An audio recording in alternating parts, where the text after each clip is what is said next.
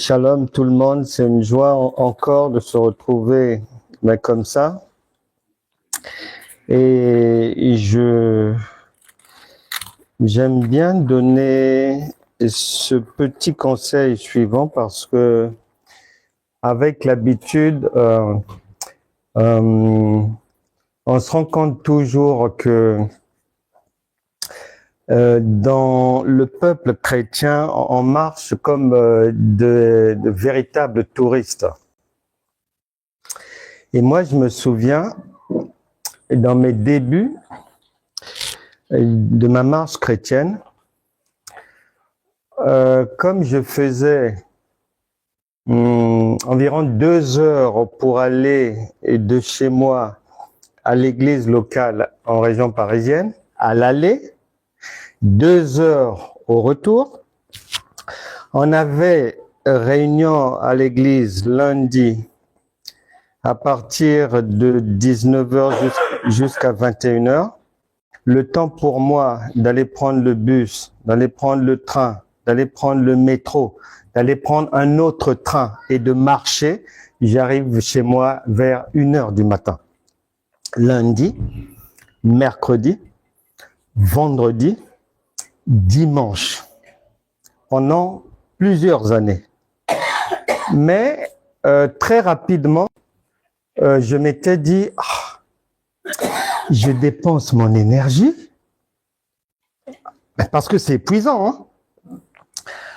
Mon abonnement du transport, les transports en commun, c'est cher en région parisienne. Tout le temps pour y aller, chaque semaine. Et on dit que le temps, c'est de l'argent. Donc, rapidement, je m'étais dit, non. Je ne peux pas faire tous ces sacrifices-là sans avoir des résultats. Donc, j'ai abordé ma marche chrétienne comme je pars au travail. Pour être payé à la fin du mois, il faut que tu apportes les preuves que tu as fait quelque chose. Donc, en fait, c'est avec cet état d'esprit que moi, j'ai commencé à marcher avec le Seigneur. C'est-à-dire que je puisse m'asseoir, suivre un enseignement pour que ça rentre là, ça ressort là. Et je vais faire 4 heures de transport en commun. Je vais donner une offrande. Et chaque mois, je donne une dîme. Les transports, je paye cela. Donc, je me disais non.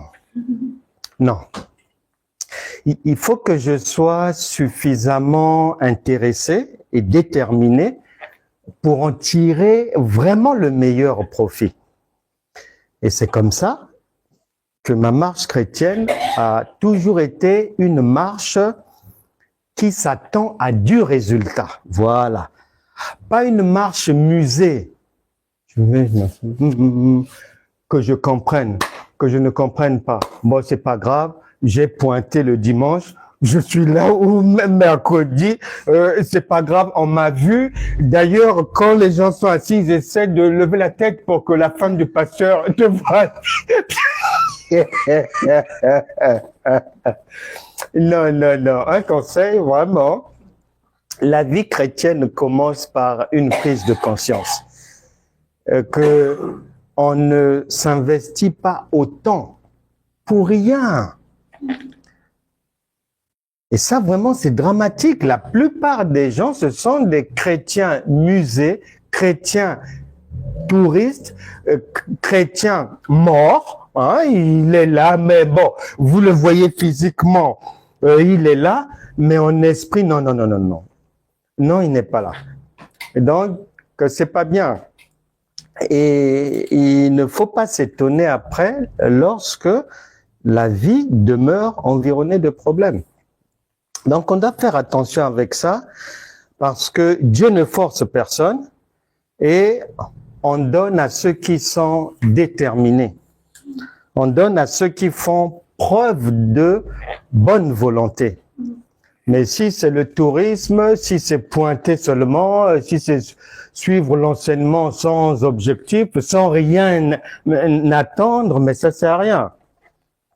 Donc, le conseil, c'est d'être vraiment déterminé. Et la parole de Dieu, en tout cas, il y a beaucoup d'hypocrisie dans le peuple chrétien. On appelle ça parole de Dieu. On appelle ça enseignement. Tout le monde est d'accord pour dire que c'est notre nourriture.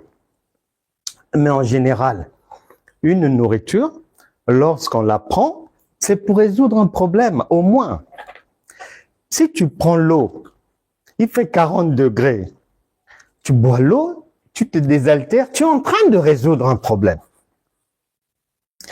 Une femme enceinte, elle a envie d'un peu de choses glacées. Elle veut résoudre un problème. À 23 heures, elle a envie du sel. Elle veut résoudre un problème. Donc, c'est comme ça qu'on vit sur Terre.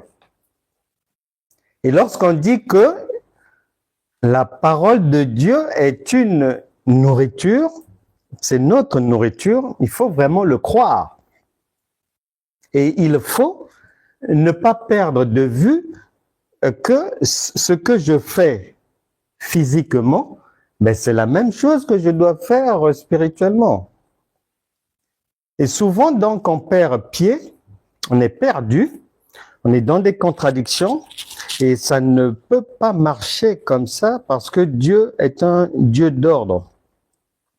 Et aujourd'hui, mais notre objectif, c'est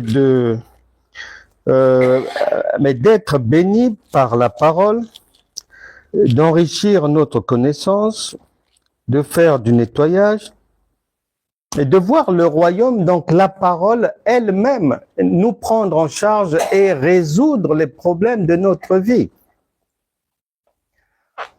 Parce que la parole est un médecin. Jésus, qui est la parole, la Bible dit que c'est un médecin. Lui-même se présente comme étant un médecin. Et on l'appelle aussi médecin. Et ça l'a suivi. Médecin, guéris-toi toi-même, on va voir. Sauve-toi et sauve-nous. Donc on doit bien avoir à l'esprit ce qu'est la parole de Dieu. On la prend, c'est un aliment qui est pris en vue du solutionnement des divers problèmes de la vie. Et ça, on ne doit pas l'oublier. Aujourd'hui, on va parler de un royaume divisé contre lui-même égale les échecs dans la vie. Un royaume divisé contre lui-même égale les échecs dans la vie.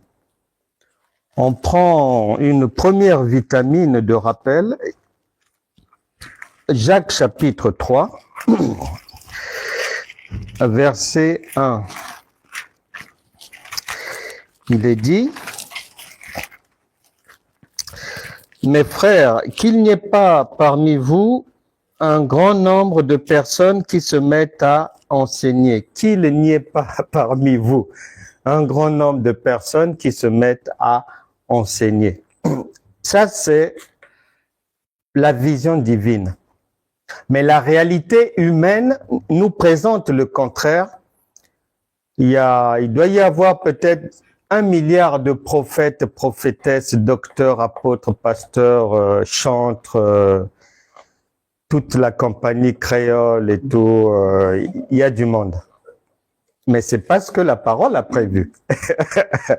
Parce que plus on sera nombreux, plus il y aura du vacarme. Actes des apôtres, chapitre 8, verset 30, dit ceci. Actes des apôtres, chapitre 8, verset 30. Philippe accourut et entendit l'Éthiopien qui lisait le prophète Ésaïe. Il lui dit 2 points. Comprends-tu ce que tu lis? On oublie souvent que la Bible déclare toutes choses passeront, mais les paroles de Dieu ne passeront jamais. Cela veut dire que ce que nous lisons de la Genèse à l'Apocalypse, comme ça ne peut pas passer, donc c'est toujours au temps présent. Donc ça s'adresse aux vivants. Aux vivants. Dieu ne parle pas aux morts. Il parle aux vivants. Donc c'est pour nous. Et tous les jours, le Saint-Esprit nous pose la même question. Est-ce que tu comprends ce que tu lis? Et on doit faire confiance à Dieu pour dire que s'il pose la question, c'est qu'il se doute de quelque chose. Il n'est pas convaincu de quelque chose. Il n'est pas convaincu de notre compréhension. Et aujourd'hui, on va voir encore combien est-ce que chez les chrétiens, la plupart des chrétiens, la plupart des servantes et serviteurs de Dieu, comme les brebis, ne comprennent pas les Écritures en réalité. Et comme les païens le savent, si tu vas à l'Élysée chez le président Macron, tu essaies de vérifier toute l'armée de conseillers qu'il y a là-bas. On n'a pris personne parce qu'il est chrétien. Ils n'ont pas confiance. S'ils savaient que le chrétien, il comprend les Écritures et il ne se trompe pas, tous les présidents prendraient des conseillers chrétiens. Ils ne le font pas parce que même eux, étant dehors, quand ils essaient de voir de loin, non, ils ne sont pas convaincus. Non, ils ne sont pas convaincus. Donc, nous avons à ce niveau-là beaucoup de choses à corriger parce que le Seigneur a prévu qu'on puisse être la tête et non la queue. Et l'objectif pour nous, c'est vraiment de passer devant à travers la parole de vérité. Nous parlons de un royaume divisé contre lui-même égale les échecs de la vie. Matthieu chapitre 12. Matthieu chapitre 12, verset, on prend à partir du verset 22. Une dernière vitamine et puis après, on va marcher. Matthieu 12, verset 22. Ça se trouve où? Alors on lui amena un démoniaque aveugle et muet, et il le guérit, de sorte que le muet parlait et voyait. Verset 23. Toute la foule étonnée disait, n'est-ce point là le fils de David? Les pharisiens, ayant entendu cela dire, cet homme ne chasse les démons que par Belzébul, le prince des démons. Comme Jésus connaissait leurs pensées, il leur dit, 2 points, tout royaume divisé contre lui-même est dévasté, virgule, et toute ville ou maison divisée contre elle-même ne peut subsister. Retiens bien cette parole. Tout royaume divisé contre lui-même, il est dit, est dévasté. Et le Seigneur va redire la même chose autrement pour nous permettre de mieux comprendre. Parce que le chrétien est tellement dans la lune, le Seigneur sait que s'il laisse seulement le mot royaume, ça fait lunaire dans les esprits des gens, ça fait... le film que vous avez beaucoup suivi, là, le retour vers le futur avec les XOR, les...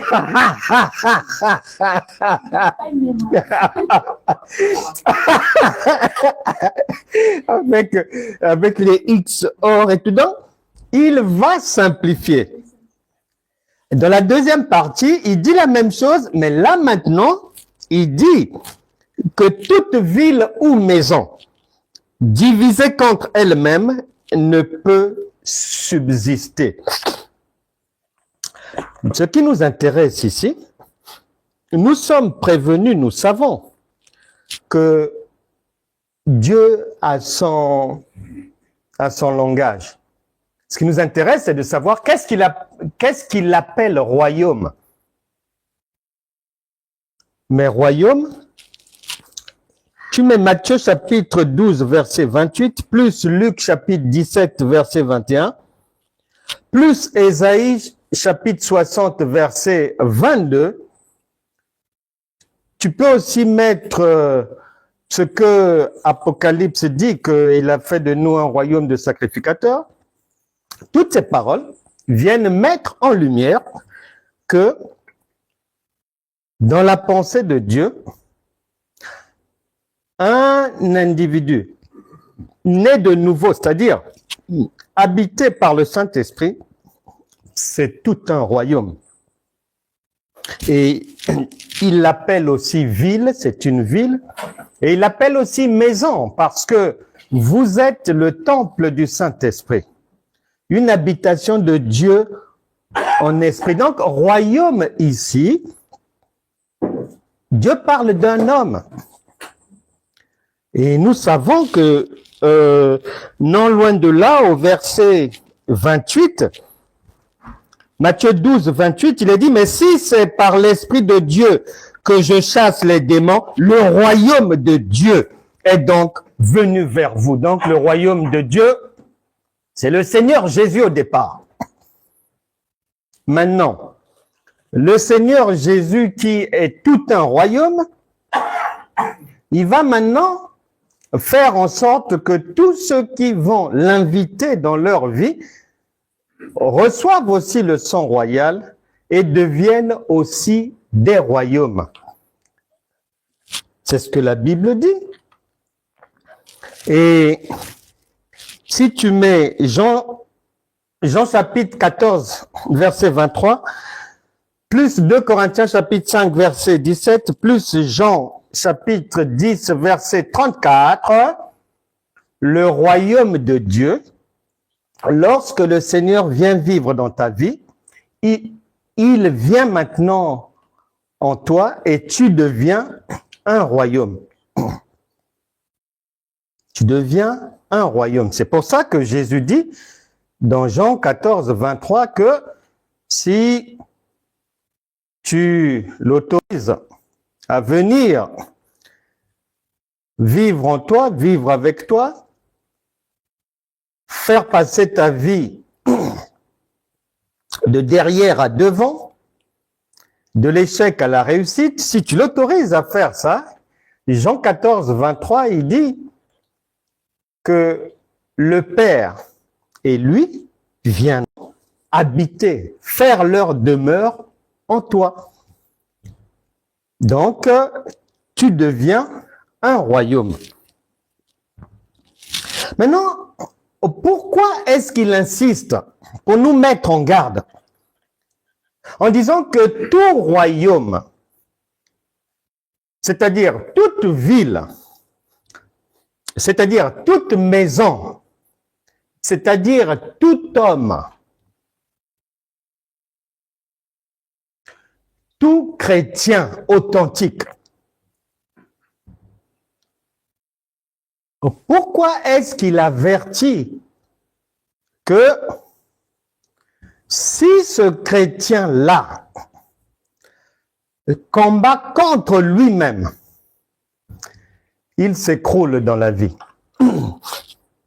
Et malheureusement, la plupart des chrétiens, la plupart des activités dites chrétiennes sont une entreprise de destruction permanente de sa propre vie, d'autodestruction.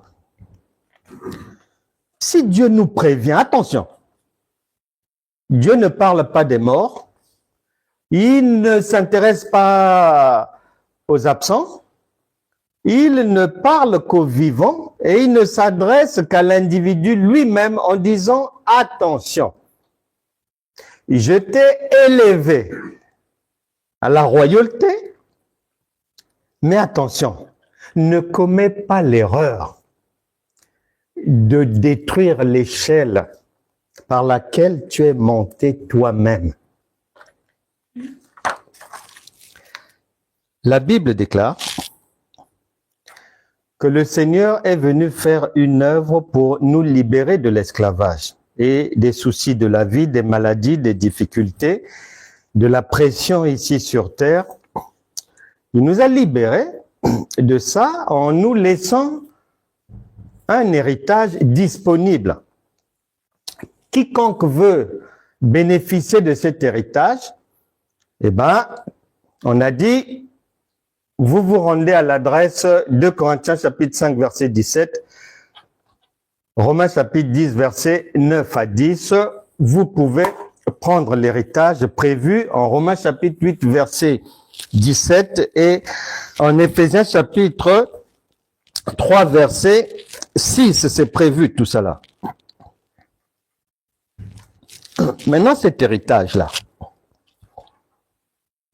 on nous dit que cet héritage-là, donc ta royauté, donc la puissance divine, l'onction divine qui est disponible par le Saint-Esprit, les grâces de Dieu, les bénédictions divines, on te dit, sont disponibles.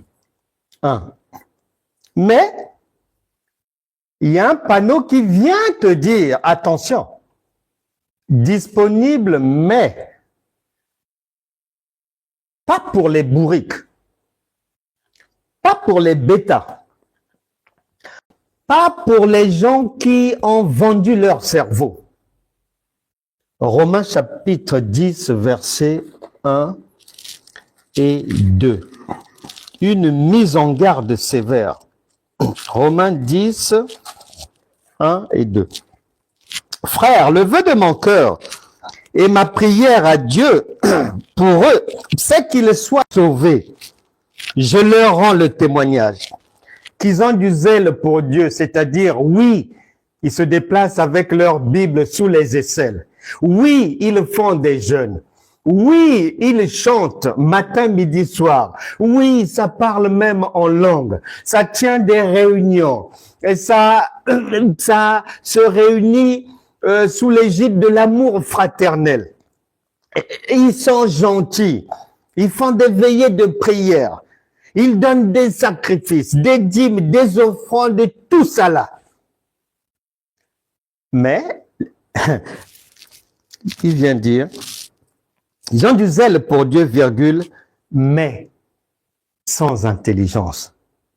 Donc cela veut dire que si le vœu de son cœur, c'est que ces gens soient sauvés, c'est qu'ils ne sont pas encore sauvés malgré tout ce cirque, ce carnaval. Ils ne sont pas sauvés. Et on a la raison, parce qu'ils font ces choses sans intelligence.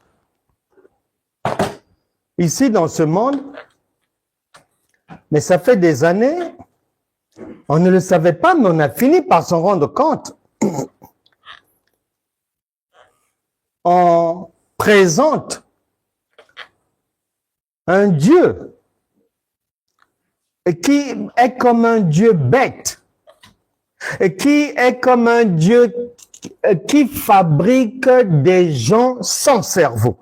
Non, non, non, non, non.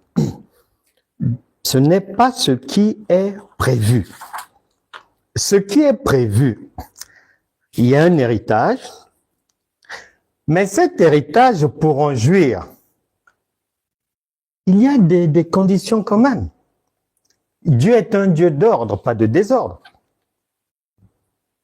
Lorsqu'on va à l'école, est-ce que tu es déjà rentré en classe par la fenêtre? Ben voilà. Il y a une porte qui est prévue. Il y a une porte. Mais voilà, donc dans la société, nous marchons dans l'ordre. On est dans l'ordre, on comprend bien que tout est rangé, chaque chose doit être à sa place, tout cela. Mais lorsque nous venons dans le Seigneur, les gens se transforment en cambrioleurs. Et bien sûr, ils ne veulent pas respecter l'ordre. Pour aujourd'hui, ce qui nous intéresse, c'est que on nous dit qu'un royaume, donc Jésus a expliqué une ville, une maison, donc c'est un être humain. Donc le chrétien qui reçoit le Saint-Esprit devient un royaume. Il est mis en garde que, attention, ne te combats pas toi-même. Tu vois ce qui est bien? Jésus ne dit pas que c'est le diable qui le combattra. Non. Il dit, un royaume, il sera déchiqueté si lui-même il s'auto-détruit. Et il va s'auto-détruire comment? Parce que souvent, lorsqu'on lit ce passage, c'est-à-dire quand on lit un royaume, la guerre des étoiles. Donc, on voit ça, c'est Mars là-bas et tout, et on passe vite la lecture. On va chercher des choses plus terrestres. Voilà. Or, non. Non, non, non, non, non, non, non, non, non, non. C'est le plus difficile qui a du prix.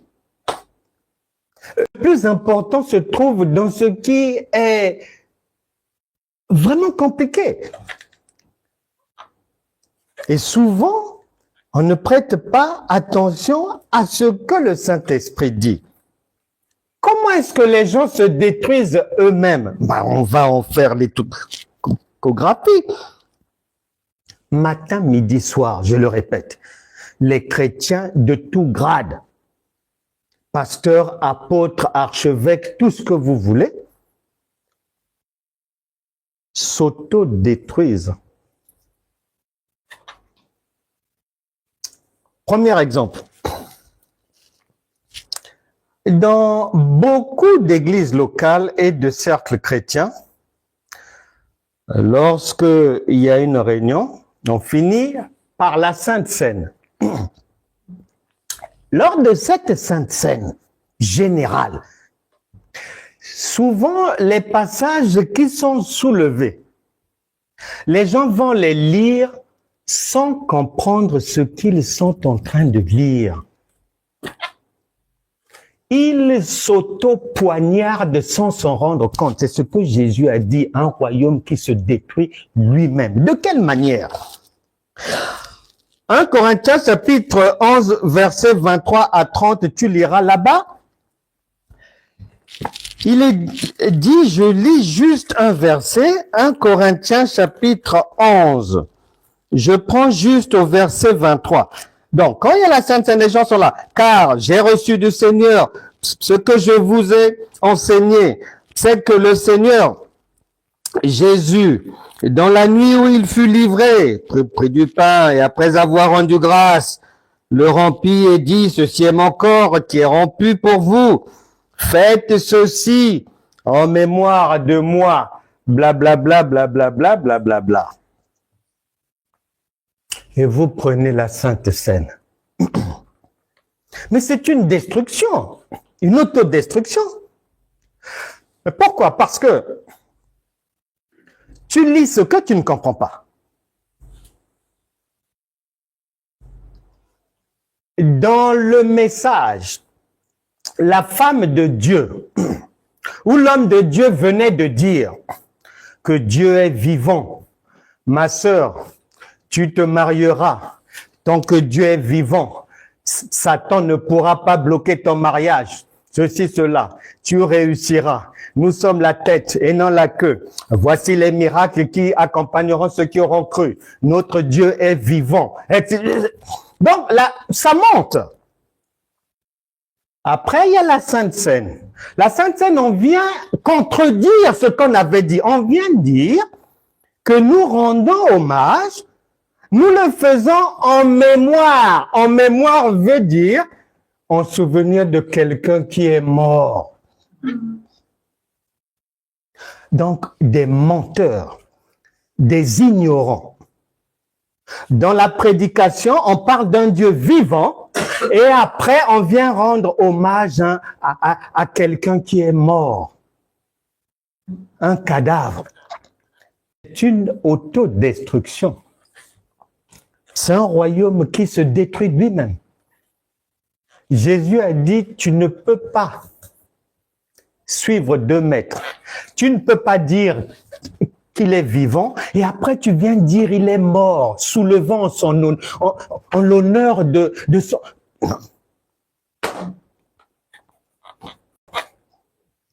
Et après les gens s'étonnent pourquoi la maladie ne part pas.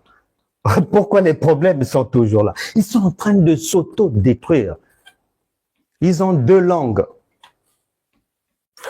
Ils disent une chose et après le contraire. Avec Dieu, ça ne passera pas. Et ces gens-là qui font ça, qui font une cérémonie en hommage à une personne décédée, oublie que Matthieu chapitre 28, verset 20, la même personne a déjà dit, je suis avec vous tous les jours jusqu'à la fin du monde. Donc, lorsqu'ils vont rendre hommage en mémoire du mort, ils contredisent l'écriture où le Seigneur a dit non, non, non, non, non, je ne partirai jamais, moi je suis toujours là. Donc en fait, ils ne savent même pas ce qu'ils font. Ils ne comprennent pas les Écritures. Ils comprennent ça en français. Dieu n'est pas français. Ça ne veut pas dire ce qu'il pense. Et c'est pour ça que les gens continuent à souffrir parce qu'ils s'auto-détruisent. Lorsque tu prends un tabouret, tu montes dessus, et que toi-même encore, tu te fais un croc en jambe comme ça là. C'est ça, c'est ce qu'ils font. Dieu ne s'occupe pas des morts. Dieu ne s'occupe pas de ce qui n'a pas la vie. Lorsqu'il dit un royaume qui est divisé contre lui-même ne peut pas subsister, c'est la mort. Il s'adresse à toi, il s'adresse à moi. Et c'est à nous de le comprendre. Un autre exemple du suicide chrétien, le Saint-Esprit. Il est dit que si quelqu'un est en Christ, il est une nouvelle créature. Et que le Saint-Esprit est maintenant en lui. Et la Bible dit en Proverbe 15, tu vois, si le Saint-Esprit est en toi, lui, il n'est pas saisonnier. Il est là pour l'éternité. Il est là 24 heures sur 24. Mais la plupart du temps, c'est beaucoup de chrétiens, beaucoup d'églises, beaucoup de gens, on blablate, oui, le Saint-Esprit, ceci, cela, Saint-Esprit. D'ailleurs, avant de commencer, bien souvent, et nous l'avons aussi fait lorsque nous étions dans l'égarement. Avant de débuter, on va demander au Saint-Esprit de venir nous assister et de couvrir toute la salle contre les flèches enflammées du Satan. Saint-Esprit, Seigneur, nous sommes là réunis pour ce culte que nous remettons entre tes mains. Viens, protège-nous, nous couvrons les murs du sang de Jésus. Donc, un Dieu qui est dehors. La même bouche dit que je suis enfant de Dieu, il est avec moi. Et la même bouche l'appelle encore qu'il vienne d'Argentine. Attends, faut savoir. Pire, lorsqu'on a fini ça, le culte se tient. À la fin du culte, il est décrété une retraite spirituelle de 3 semaines pour consulter Dieu, pour qu'il nous indique quelle est la direction à suivre en 2026. Allons consulter Dieu. Et ils appellent ça aller à la montagne. C'est-à-dire aller consulter un Dieu qui est dehors. Alors que 5 minutes avant, ils ont dit que le Saint-Esprit est en eux. Et donc, c'est la destruction du royaume. C'est le carnaval. Complètement. Et ça, si tu t'assois et que tu as les oreilles de Dieu, et tu écoutes, même 5 minutes, comment ça se passe en général? La destruction est quotidienne. Proverbe chapitre 15, verset 3 dit ceci. Proverbe chapitre 15, verset 3. Les yeux de l'Éternel sont en tout lieu, observant les méchants et les bons. Mais si les yeux de l'Éternel sont en tout lieu, s'il est partout, parce que les yeux de l'Éternel, c'est l'Éternel, pourquoi est-ce que je vais aller le chercher quelque part là-bas? Je vais aller le consulter où? On me dit qu'il est partout, il est là. Pire, j'ai déjà dit aux gens qu'il est en moi. Mais comment je vais aller consulter quelqu'un qui est dehors alors que j'ai déjà dit qu'il est en moi? Non.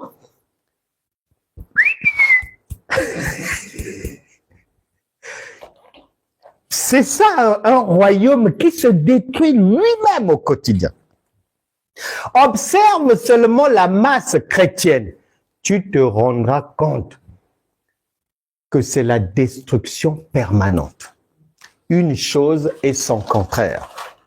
Aujourd'hui, on dit A, demain, on contredit A. Après-demain, on vient dire B, et après-demain, on vient faire tomber B. Le royaume se détruit lui-même. Une autre destruction permanente chez les chrétiens qui ouvre la voie à l'échec dans la vie, nous sommes sauvés par la grâce. Grâce veut dire gratuité. Éphésiens chapitre 6, non, chapitre 2, versets 6 à 8. Maintenant, grâce veut dire gratuité. Ça s'explique. Nous sommes héritiers. Le Seigneur nous a déjà dit que si tu veux me comprendre, la nature va t'enseigner. Or, dans la nature, un héritier ne souffre pas. Il n'y a que sur cette terre, parmi les chrétiens qu'on trouve, des héritiers qui souffrent. Sur terre, ça n'existe pas. Même chez les païens, ça n'existe pas. Tout le monde sur cette terre sait que quand quelqu'un a hérité, il n'a pas d'effort à faire pour jouir de la maison. Et le chrétien, en général, est le seul à dire qu'il est héritier de Dieu, qu'il a hérité du Seigneur, qu'il est sauvé par la grâce, qu'il doit maintenant vivre dans le repos et faire le contraire de tout ça là. Le contraire, c'est quoi? Il a dit que ton cœur ne se trouble point. Jean chapitre 14, verset 27. Il a dit, venez à moi vous tous qui êtes chargés et fatigués, je vous donnerai du repos. Matthieu chapitre 11, verset 28. Il a dit, je suis venu pour te donner la vie et te la donner en abondance. Jean 10, 10. Il ajoute en Matthieu 5, 13 à 14 que vous êtes la lumière du monde, le sel de la terre. C'est-à-dire, vous êtes les gens qui donnent le goût à la vie aux autres.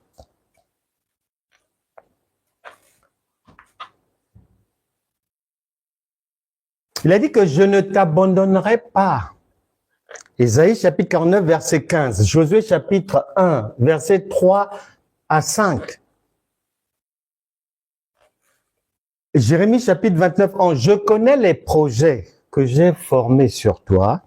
Ce sont des projets de bonheur. Luc chapitre 10, verset 19. Voici, je vous ai donné le pouvoir de marcher sur les serpents et les scorpions et aucune puissance de l'ennemi ne pourra vous nuire. Mais en général, ce que le chrétien va faire, c'est la contradiction de toutes ces paroles de paix, de joie, d'amour et de bonheur. La contradiction totale. Jeûner, prier. Oui, il faut prier 1 heure pour que Dieu t'écoute. Alors qu'en Matthieu 6, 7 à 8, il a déjà dit non, non, non, c'est pas comme ça. Oh, priez sans cesse. Alors qu'il a déjà dit que vous êtes fatigués et chargés. Et que cette histoire de prier sans cesse a déjà été réglée en 1 Corinthiens chapitre 13, verset 11. Disant que lorsque j'étais enfant, je faisais comme un enfant. Et quand je deviens adulte, je fais comme un adulte. Un adulte ne souffre pas. C'est pour ça qu'il vient nous faire le rappel en Hébreux chapitre 5, verset 12 à 13, que, je suis surpris. Vous, mais normalement, vous devriez déjà être des maîtres. Mais constate que vous en êtes encore à prendre du lait. Vous en êtes encore à l'école maternelle, à la maternité. C'est pour ça qu'il dit qu'il souffre encore des douleurs de l'enfantement. Et c'est le cas de la plupart des chrétiens, jusqu'à aujourd'hui. Il est venu nous apporter la grâce, c'est-à-dire la facilité, la souplesse, la paix, la joie. Mais quand tu observes les activités chrétiennes, cette prétendue grâce-là, il faut souffrir comme ça, il faut porter sa croix, il faut jeûner, il faut prier de minuit à 3 heures, de minuit à 6 heures, il faut parler en langue pendant 5 heures, il faut faire des marathons de prière. Des royaumes qui se détruisent eux-mêmes. C'est-à-dire, ils refusent la grâce. Ils disent à Dieu, nous ne voulons pas de cette grâce, nous voulons souffrir. Donne-nous le pain de la douleur. Non, mais c'est ça. Hein? Il y a plusieurs genres de langage. Hein? Même le silence est un langage. Donc, on n'est pas obligé de parler, d'utiliser les mêmes mots. Tu regardes ce que la personne fait, tu comprends ce que ça veut dire. Et la plupart, mais je me souviens, à l'époque où nous étions dans la petite enfance spirituelle, et il y a un pasteur qui nous avait visités, et il nous expliquait comment ils avaient commencé à porter leur croix.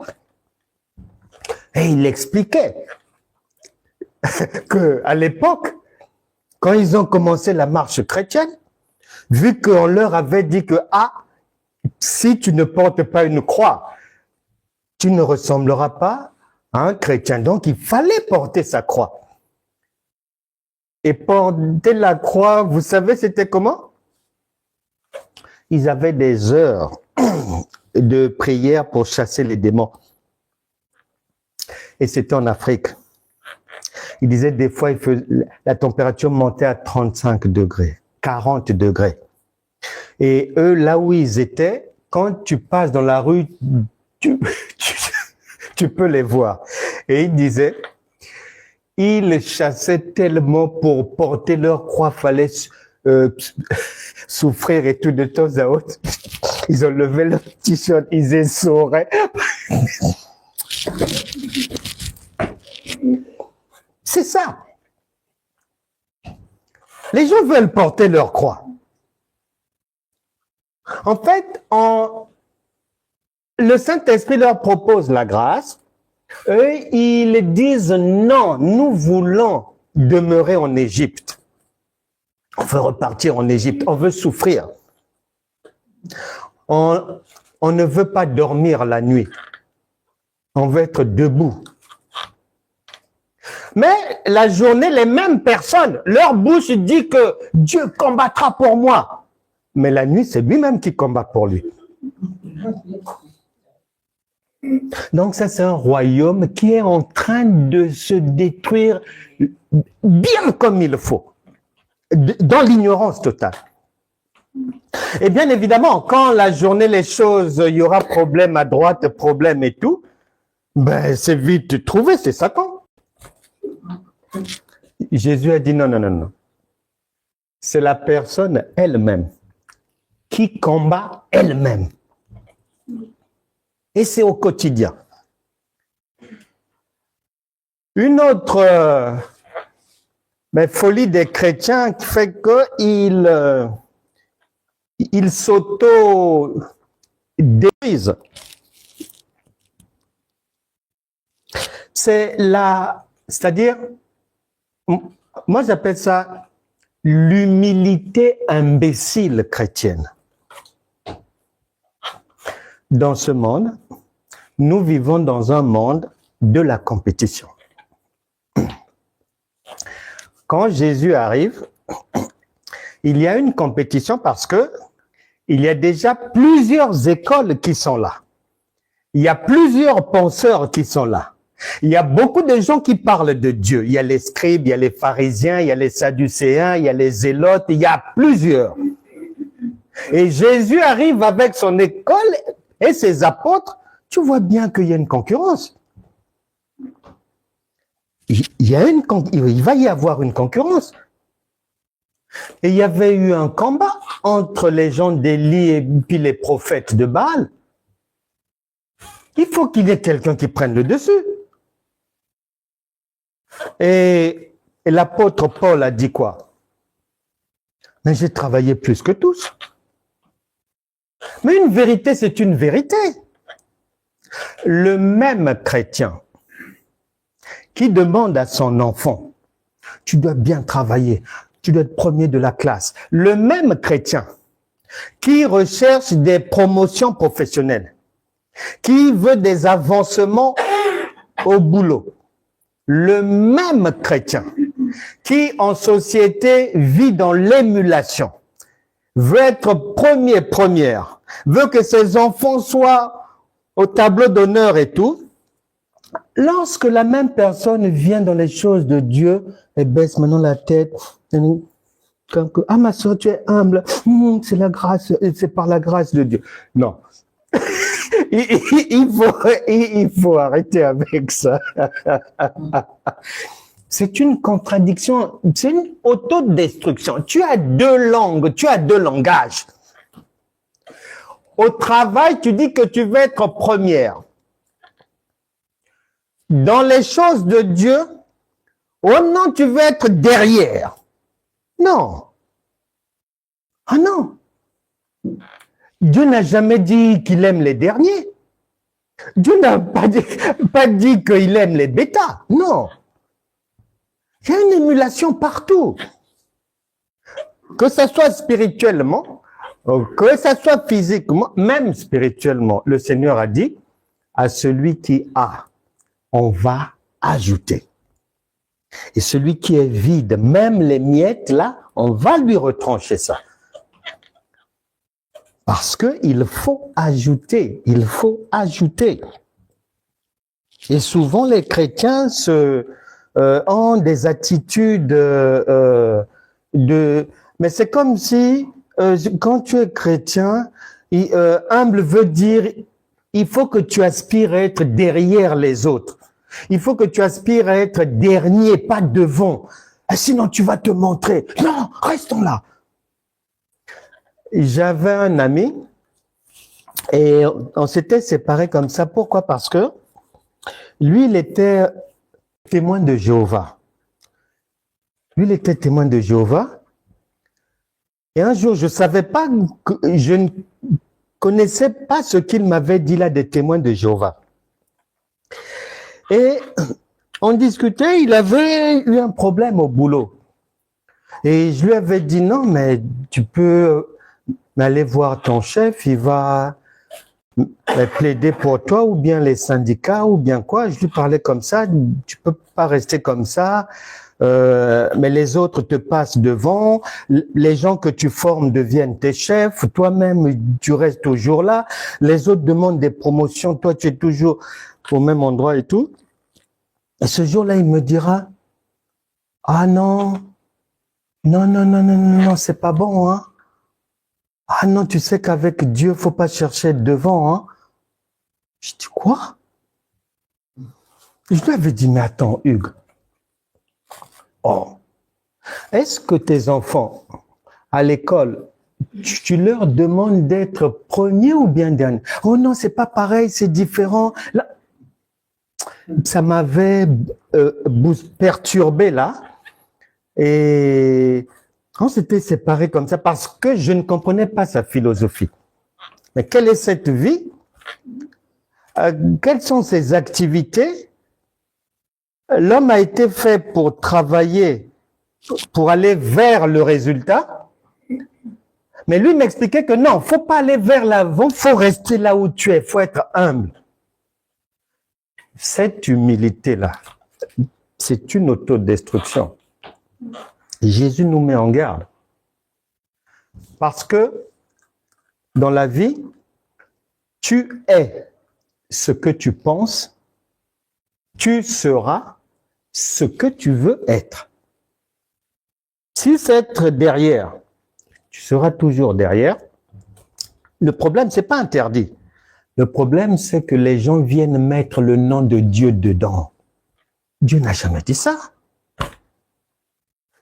Jésus lui-même était un champion. C'était le premier. Mais ses apôtres aussi ont fait leurs preuves. Les Paul ont fait leurs preuves. Et la Bible dit quoi? Règne au milieu de tes adversaires.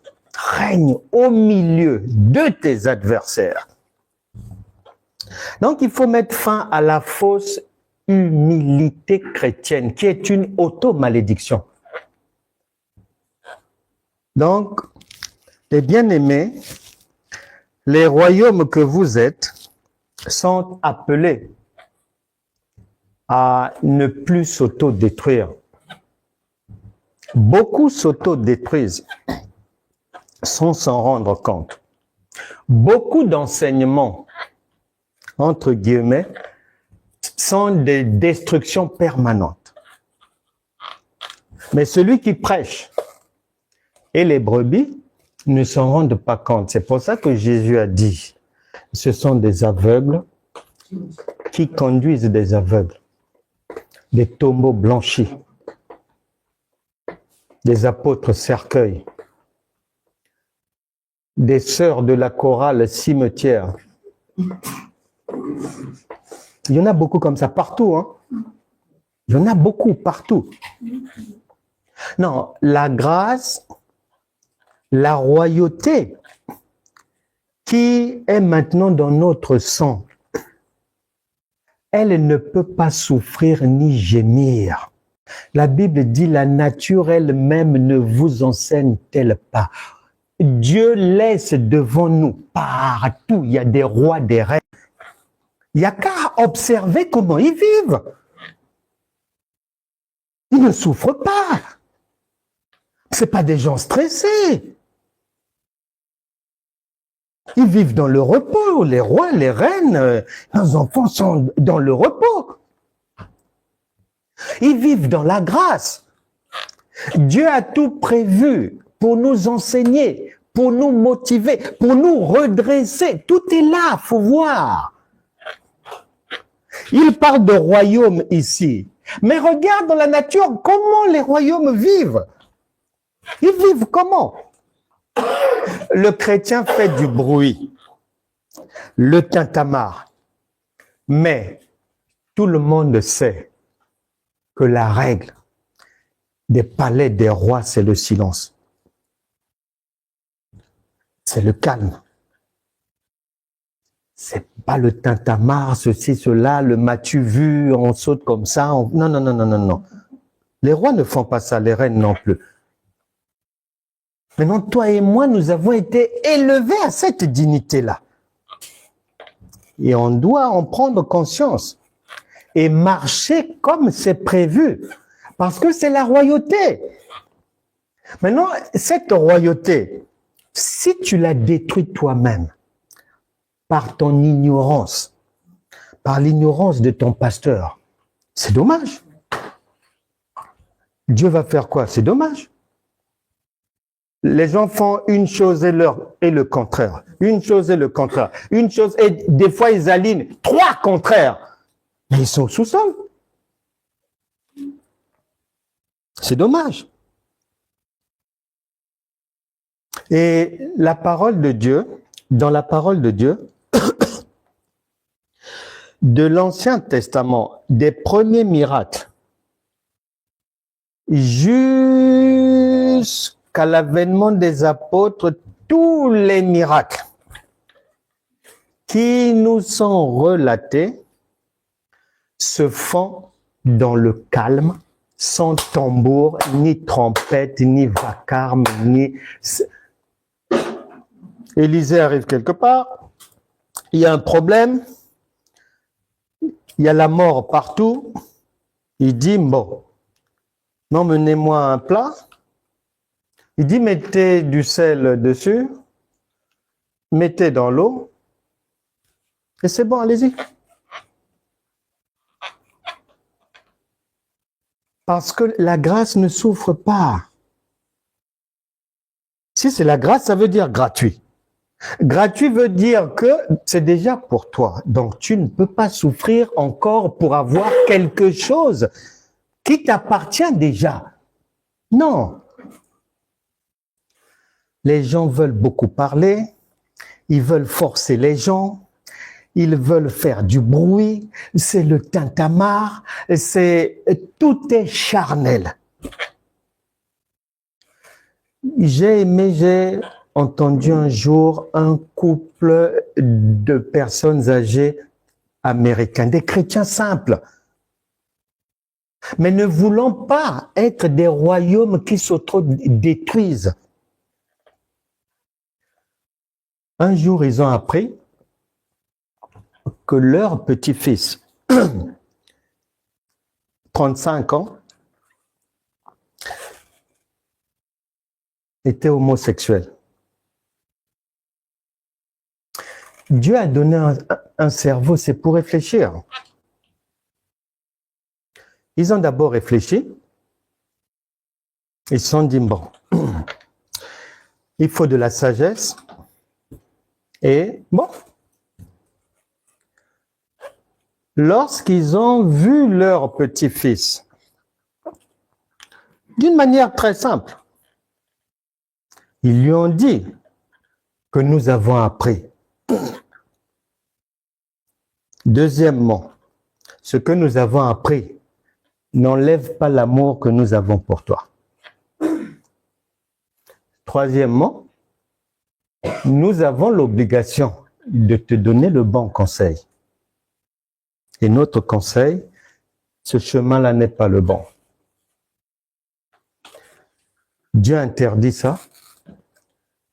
Tu ne peux pas poursuivre sur cette voie de l'homosexualité.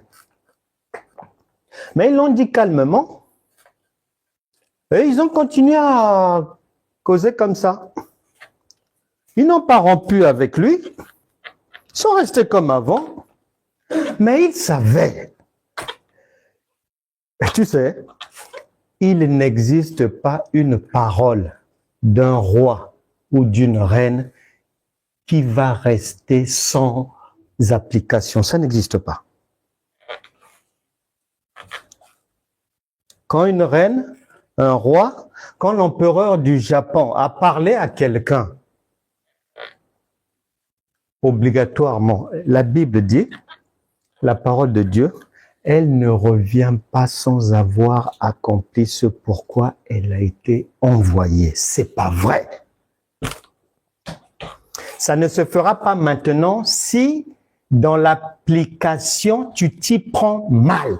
Tu t'y prends par la chair, par la brutalité, par la violence, par la force. Ça ne marchera pas. ils n'en ont plus jamais reparlé avec leur petit-fils.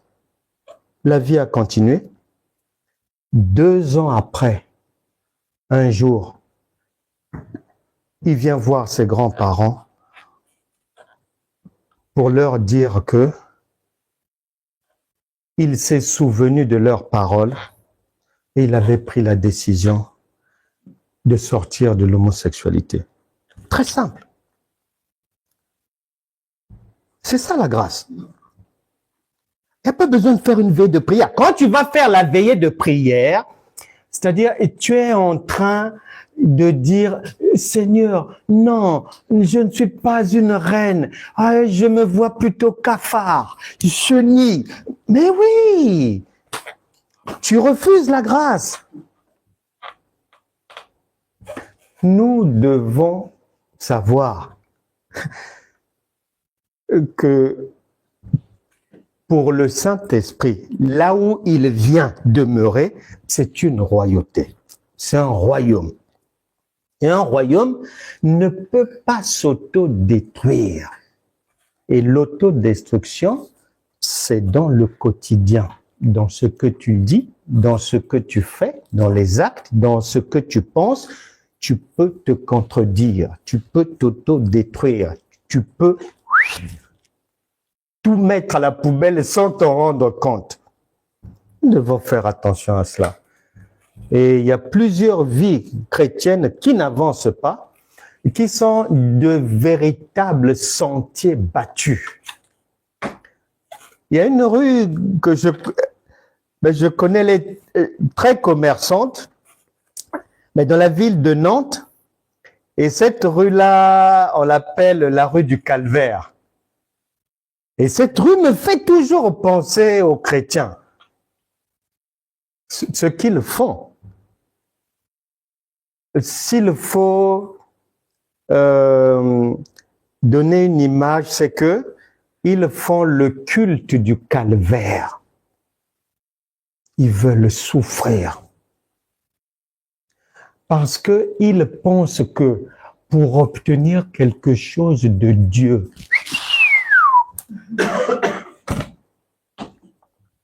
or non, un roi ne souffre pas, une reine ne souffre pas. Que chacun prenne garde à demeurer dans le bon chemin. Pour finir, beaucoup de chrétiens attendent le jugement dernier, en contradiction totale, en destruction totale de leur propre avenir, puisque 1 Corinthiens chapitre 6, verset 2, plus 1 Corinthiens chapitre 2, verset 15, disent, première parole, que ceux qui ont l'Esprit de Dieu, on ne peut pas les juger. Deuxième parole, que l'homme spirituel, personne ne peut le juger. Et lui-même, il juge de tout. On peut ajouter encore plusieurs autres paroles. Par exemple, nous savons que lorsque quelqu'un demande le pardon de ses péchés, il est pardonné. Dieu dit dans Ésaïe chapitre 43, verset 25, il ne se souvient plus de ses péchés. Bon. Tu pêches à 10h32. 10h33, tu demandes pardon. 10h34, Dieu te rappelle. Pour aller devant quel tribunal? Frère Roger, quel tribunal? Devant quel tribunal? Puisqu'avant de partir, tu es sur toute la ligne, tu n'as aucun souci avec le Saint-Esprit. 10h32, tu as péché. Immédiatement, 10h33, tu t'es ressaisi et tu as fait ta repentance. 10h34, il te rappelle dans le jardin d'Éden. Tu vas être jugé où? Tu arrives là-bas sans péché. Et c'est prévenu dans les Écritures que les saints jugeront le monde. Et que l'homme spirituel, on ne peut pas le juger. C'est écrit noir sur blanc. Mais regarde maintenant la foule de chrétiens qui vont, soi-disant, suivre des séminaires prophétiques sur les temps de la fin, sur ceci, cela, sur comment attendre l'enlèvement, dans quelle posture. Attends.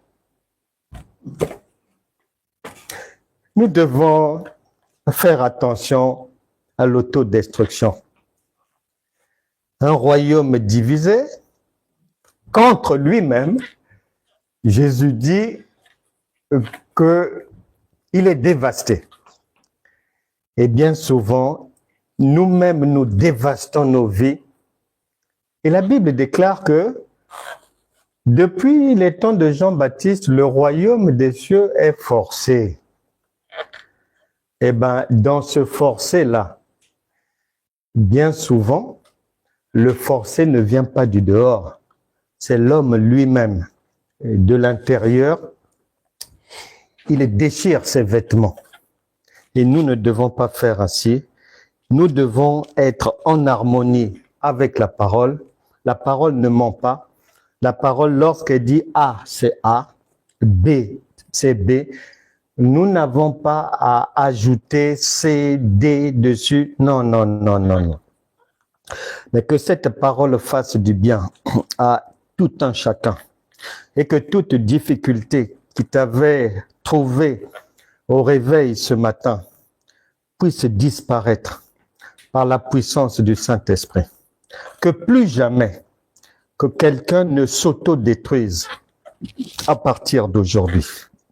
Que là où tu avais échoué, parce que ta propre bouche annule les bénédictions, refusait la grâce, mais contredisait Dieu et injuriait même le Saint-Esprit par des actes insensés, qu'à partir d'aujourd'hui, que tu puisses marcher droitement, que ton royaume, ta royauté ne soit plus une autodestruction permanente, ne soit plus dévastée, que le nom du Seigneur et ton propre nom soient glorifiés dans cette génération, que ta maison soit un havre de paix, que la réussite t'accompagne dans tous les domaines à partir d'aujourd'hui. Amen. Amen.